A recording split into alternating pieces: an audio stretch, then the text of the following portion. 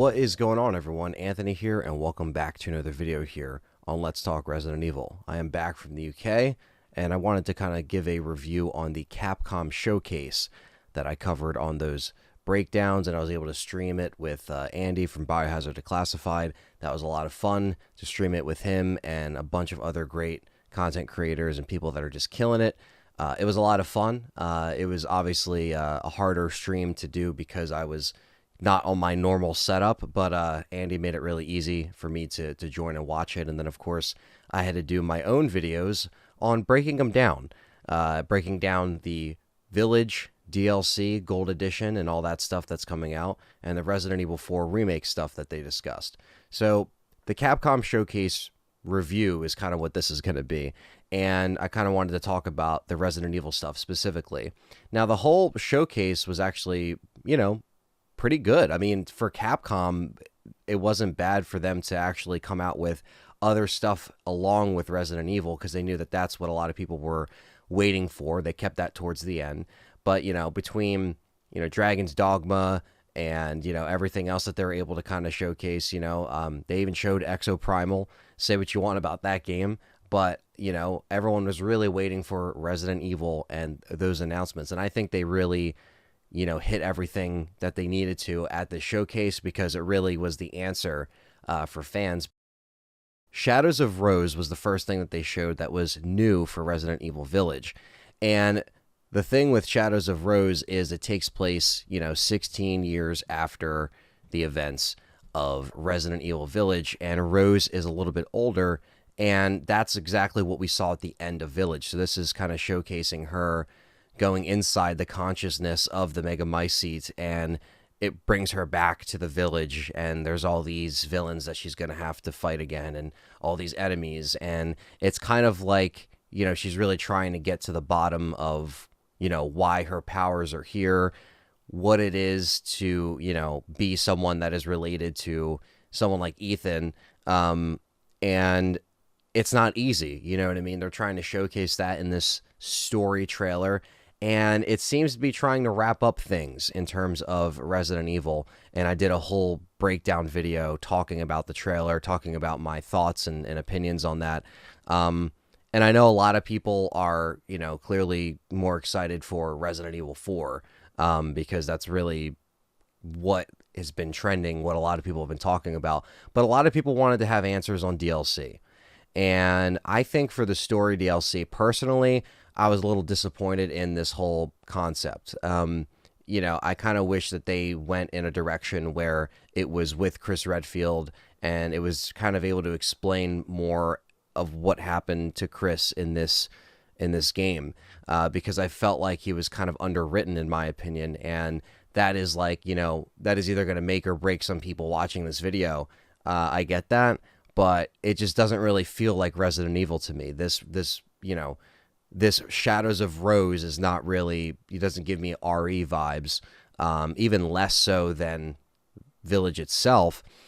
But, obviously I'm going to play it. I'm going to, hold my opinion, until I fully play it. This is just what I'm judging from the trailer, okay? Now, it's interesting to note that it's only in third person, where now that this game is getting a third-person upgrade entirely, they usually are giving you the choice between first and third person. So that was the other big update that a lot of people are excited about. I'm excited about it too, just to replay it in a different perspective, to stream it again, to play it for, keep it refreshing, right? There's no PSVR 2 announcement yet. We just know it's still coming. Sony has yet to announce a date for that. But yeah, having that perspective is cool, but for Shadows of Rose only being in third person, they clearly want to have it portrayed in a particular way. And RE4 Remake is going to have third person and VR support probably right from the start, depending on if the VR is out by then. If not, then they'll just add it in. So all these Resident Evils having different perspectives.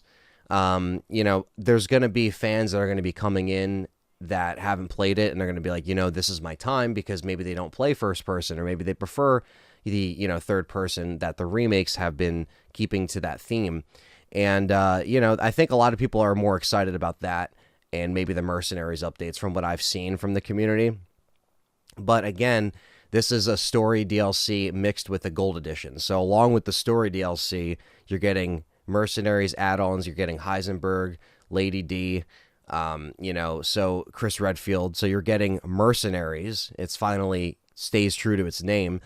This will be interesting. I'm curious to actually try out and, have these characters in here because, again, that's kind of what I wanted to begin with. So to be honest with you, that wasn't really a bad add-on. Additional orders is what it's called. I think Capcom really brought everything to the table here because they knew that fans were waiting for all of these announcements. And October 28th is when it actually hits and when everything gets released. And I think it, really shows that they're trying to say, hey, you know what? We're still working on this right now. We're trying to get this out the door at the right time without a delay because they didn't have any kind of release date before this. So you can tell they're really trying to deliver it on time. And so we still have a few months. But what they also did, Shadow Drop that same exact day, which a lot of people were anticipating because they noticed the updates on their respective consoles and PCs. The Resident Evil next generation upgrade, or current generation really, because we're already in the gen, is out for Resident Evil 2, 3, Remake, and Resident Evil 7. And that is going to be so you can actually play it with the anti-aliasing, or you can have the enhanced frames. If you have HDMI 2.1, you can do 120. I saw this on Nuji's TV when I was in the UK, RE2, and holy fuck, on his OLED, LG OLED, that thing was beautiful in 120. I can't get it in 120 over here. I can get it in 60 because that's all I have for my TVs. I only have HDMI 2.0. So it is what it is. 2.1, it's a little bit, that's the next tier of the current TVs. But regardless, even if you don't have those TVs, it doesn't matter because it's still going to run a lot better. And this is going to spark a whole line of series that is going to be happening in the summer, and it's going to be killer. So stay tuned for that. Because I will be live streaming all of them, and it's going to be a whole thing. So, so they announced that with everything with the Village, the third person, everybody was happy on the Village side of things, and then they switched things over to Resident Evil 4 Remake. And Resident Evil 4 Remake obviously showed a little bit of the game running in-engine, small amounts of gameplay, nothing crazy. They're still trying to keep it under wraps. And Village looked great. And, I thought 3 Remake, 2 Remake, like everything, even 7, they all look great. But now that they have these updates and they have everything, everything is going to be held to a higher standard with that, And Resident Evil 4 just stole the show, I think, for a lot of people. But overall, it was just a great Capcom showcase. Even seeing Street Fighter 6, Dragon's Dogma, and Dragon's Dogma is now getting another game. So it's really cool that we're able to see other titles as well. And I was really excited just to see a showcase that was not boring and not lackluster. So I was happy that they really brought the sauce here. And of course, I didn't forget about Reverse. That is also supposed to still be coming out on October 28th, the same day as the Gold Edition drops. So we'll see how that goes. But yes, of course, I'm going to review all this stuff. It's not just going to be RE4, remake everything. But I know a lot of people are more excited about Village DLC over RE4. There's people that are excited way more over RE4. It doesn't matter what pocket of fan you fall into. I'm just happy you're here.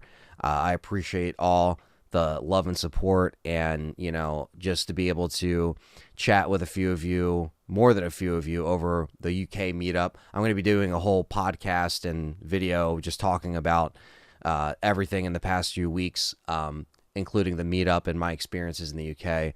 But yeah, it was just a great time, and it is a great time to be a Resident Evil fan, and if you're watching this, obviously the first half of this year was really, first 5 months or so, 6 months was me kind of like, November, December onward was just me trying to find, my voice again, and just trying to adapt, doing a lot of this stuff on my own now. And I just want to say thank you guys for staying with me. Thank you for staying in my corner. And if you're new, I appreciate you just sticking with me throughout all of the updates and coming back to watch me because there's a lot of Resident Evil channels nowadays, so I appreciate it. And yeah, it was, it was me trying to kind of get a flow down, get the flow down of the videos I want to do, the content I want to approach. And, I'm finally doing it. I feel like I'm finally doing it in the past month. So, and of course, there's just a lot of support on all ends, and you guys have been wonderful. So, again, thank you so much for all the love and support, and stay tuned for more Resident Evil coverage as the road to Resident Evil 4 Remake and Resident Evil Village Gold Edition continues. Don't forget to hit that thumbs up, leave a comment down below, subscribe, and I'll catch everyone in the next one. A big shout out to everyone that supports me on Patreon and YouTube memberships. YouTube members grants you access to voting on content with custom badges and emojis for chats. Patreon gives you the same voting privilege, but even more. Gain access to uncut recording sessions, weekly exclusive Patreon shows, and live hangouts on Patreon. Tiers start at just $1. Thank you so much for your support, and I will catch you next time.